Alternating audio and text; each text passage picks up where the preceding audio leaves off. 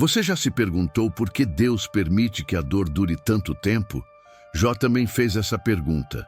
No capítulo 10, ele se volta ao Criador com lágrimas, confusão e fé, mesmo sem entender o porquê do sofrimento. Prepare seu coração, porque hoje você vai entrar na alma de um homem que fala com Deus no limite da dor.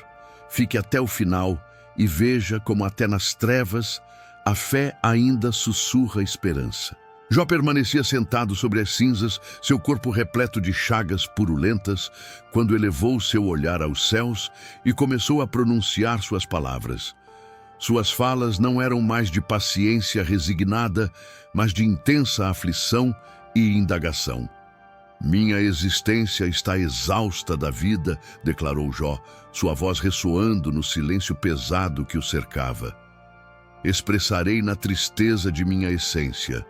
Direi ao Criador, não me julgues, revela-me a razão pela qual lutas contra mim. Suas mãos estremeciam enquanto contemplava o firmamento, procurando explicações que pareciam ausentes. Parece-te apropriado que me aflijas, que rejeites o trabalho de tuas mãos e apoies os planos dos malignos? Possuis visão mortal? Observas como observa o ser humano? Jó rememorou os tempos em que suas mãos foram moldadas no ventre de sua mãe. Tuas mãos me modelaram e me constituíram inteiramente. E agora me aniquilarás? Recorda-te de que me formaste como argila, e agora me farás retornar à terra? A aflição corporal era intolerável, porém a dor da alma era ainda mais severa. Jó sentia-se desamparado pelo Criador, que outrora o abençoara ricamente. Não me despejaste como líquido branco e não me solidificaste como laticínio. De epiderme e tecido me revestiste, e de esqueleto e tendões me entrelaçaste. Existência e bondade me ofereceste, e teu zelo preservou meu espírito. Zofar, o naamatita, não conseguiu mais tolerar os gemidos de Jó. Ergueu-se, ofendido, e replicou com expressões severas. Porventura não se oferecerá réplica a essa profusão de vocábulos? Ou será defendido o indivíduo tagarela? Tuas falsidades farão silenciar os homens? Ridicularizarás sem que alguém te humilhe? Zofar prosseguiu, sua voz repleta de convicção. Afirmas, a minha crença é íntegra e puro sou diante de teus olhos. Porém, na realidade, quem quisera que o Altíssimo se manifestasse e descerrasse seus lábios contra ti e te revelasse os mistérios da compreensão, que é múltipla em potência. Compreende, portanto, que o Criador requer de ti menos do que merece tua transgressão. As expressões de Zofar feriam profundamente. Ele acreditava intensamente que Jó devia estar ocultando alguma falta terrível, algo que explicasse todo aquele tormento. Consegues alcançar os trajetos divinos ou atingir a perfeição do Onipotente? Como as elevações dos firmamentos é sua compreensão, que conseguirás tu realizar? É mais abismal do que as profundezas, que conseguirás tu conhecer. Jó, entretanto, não se permitiu intimidar. Replicou com ironia e revolta, certamente vós sois a humanidade, e convosco perecerá o conhecimento. Igualmente eu possuo discernimento como vós, e não vos sou subordinado. Quem desconhece tais aspectos como estas? Observou seus companheiros com olhos que combinavam pesar e desilusão.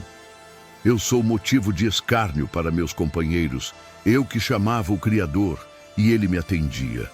O íntegro e correto serve de motivo de zombaria. Lamparina desprezível é, na perspectiva do que está tranquilo, preparada para aqueles cujos pés vacilam. Jó, então, iniciou sua fala sobre a magnitude e o domínio divino, demonstrando que sua compreensão não era subordinada à de seus companheiros. Com o Criador estão o entendimento e o vigor, dele são a orientação e a percepção. Eis que ele destrói e não se reconstrói, aprisiona o homem e não se lhe destranca. Eis que ele contém as correntes e elas ressecam, liberta-as e elas perturbam a superfície. Suas expressões fluíam com eloquência, descrevendo o comando absoluto divino sobre todas as realidades. Com ele está o vigor e a compreensão. Seu é aquele que se desvia e aquele que faz desviar. Aos orientadores leva desprovidos e aos magistrados faz desvairar. Liberta o cinto dos monarcas e prende o cinto aos seus quadris. Aos religiosos leva desprovidos e aos influentes transtorna. Jó compreendia que estava perante enigmas impenetráveis, mas isso não reduzia sua necessidade de explicações. Voltou-se novamente para seus companheiros e expressou com determinação: contudo, eu me manifestarei ao Onipotente e almejo me defender perante o Criador. Vós, porém, sois fabricantes de inverdades e curadores que não servem para nada. A exasperação de Jó era evidente. Seus companheiros, que deveriam reconfortá-lo, transformaram-se em seus denunciadores. Oxalá vos silenciasseis completamente. Isso constituiria a vossa sabedoria. Escutai agora minha argumentação e prestai atenção aos raciocínios de meus lábios. Meditando sobre a fragilidade humana, Jó proferiu palavras de intensa melancolia. O ser humano, nascido da fêmea, vive reduzido tempo, repleto de inquietação. Surge como a planta e fenece. Escapa como a penumbra e não persiste. Questionou a razão pela qual o Criador se importaria tanto com um ser tão frágil e transitório. E sobre este descerrás teus olhos, e a mim me fazes ingressar no julgamento contigo? Quem consegue extrair algo íntegro do contaminado? Ninguém. Jó rogou por uma pausa, um instante de descanso antes que tudo terminasse. Visto que seus tempos estão estabelecidos, contigo está a quantidade de seus períodos, e tu lhe determinaste fronteiras, e ele não conseguirá ultrapassar além deles. Afasta dele teu olhar, para que tenha sossego, até que, como o trabalhador, tenha satisfação em seu tempo. Porém, então, surgiu em seu coração uma centelha de esperança, porque há expectativa para a planta que, se for seccionada, ainda se renovará, e não cessarão seus novos galhos. Se envelhecer na superfície sua raiz e seu tronco perecer na terra, ao odor das correntes brotará e oferecerá ramos como uma planta jovem. Elifaz, o temanita, replicou novamente, cada vez mais persuadido de que Jó estava equivocado. Porventura o sábio replicará com conhecimento de brisa e encherá seu interior de vento do Oriente? Debaterá com vocábulos inúteis e com raciocínios com que nada beneficia? Os companheiros de Jó estavam aprisionados em sua teologia inflexível. O tormento era sempre consequência da transgressão. Não conseguiam conceber que um homem íntegro pudesse sofrer sem ter realizado algo para merecer tal castigo. Jó, esgotado mas resiliente, continuou defendendo sua inocência. Escutei numerosas coisas como estas.